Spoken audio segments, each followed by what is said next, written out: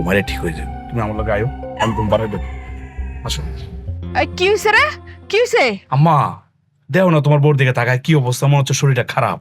একা একা এই জায়গায় বসে রয়েছে, তোমরা কই থাকো কও তো? একদিন না কইছে ওরা একা ছাইরো না, কেউ না কেউ পাশে থাকো। আরে বাবা রে, আমরা তো ঘরের কাজ করতে গেছি।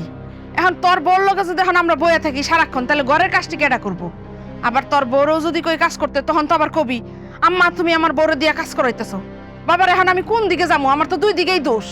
আচ্ছা বাদ দাও, ওইদিকে যাইও না। আম্মা আজকে নাকি বাড়িতে কোন একটা মহিলা এসে অদ্ভুত রকমের। হ্যাঁ, একটা পাগল বেডি আইছিল। বেডিটা তো আমি তখনই বিদায় করে দিছি। কি কও? তোমরা থাকতে বাড়িতে পাগল হয় কেমনে কত? আরে বাবারে, বাড়ি তো আর বাউন্ডারি দেওয়া না। ফকির মিসকিন কত কিছুই তো হুটখাট ঢুকে পড়ে। তো পাগল বেডি ঢুকে পড়ছে, তখন আমি কি করবো? তাও তো বেডিরে কয়েটা বিদায় করে দিছি। কে কি হইছে? কি হয়েছে মানে? ওই মহিলা দেখে আমার বউ ভয় পাইছে। এখন ওর কাছে মনে হইতেছে ওই মহিলা বারবার ওর সামনে আইতেছে। কি কয়? কি গো বউ, তুমি তো আমারে কিছু কও নাই। আর আমি তো তোমার আগেও কইছি বৌমা, এটা তো প্রথম বাচ্চা। এই সময় তুমি কত কিছু দেখবা। মনে করো ঘুমাইলে তুমি ওই খারাপ স্বপ্ন দেখবা, হুটহাট করে খারাপ জিনিস চোখের সামনে আয়া পড়বো। এটা স্বাভাবিক। এরকম আমগো যখন পেটে বাচ্চা ছিল আমরাও দেখছি। আর বাবা তুই এইগুলা নিয়ে চিন্তা করিস না তো। এগুলা প্রথম প্রথম বাচ্চা হইতে গেলে হয়। আম্মা প্রথমবার বাপ হইতেছি তো, এই কারণে একটু দুশ্চিন্তা লাগে। এই তুই খারাপ রইছিস কেন? যা বাজার গুলা রাই খায় আর তোর বাইরে এক গ্লাস শরবত বানাই দে।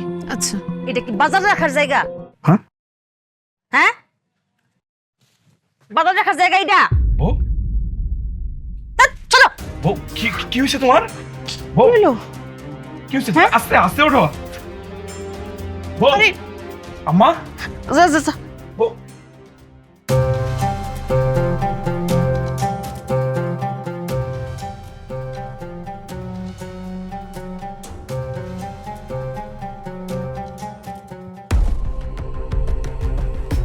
বউ, বউ কি হয়েছে? বউ, এই কি হয়েছে তোমার? এই কথা কও। আম্মা, আম্মা, আম্মা, এই কি হয়েছে কথা কও না। আম্মা,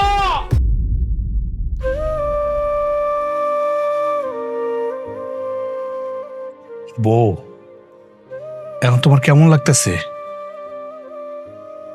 একটু সারা শব্দ দাও না, কথা কও।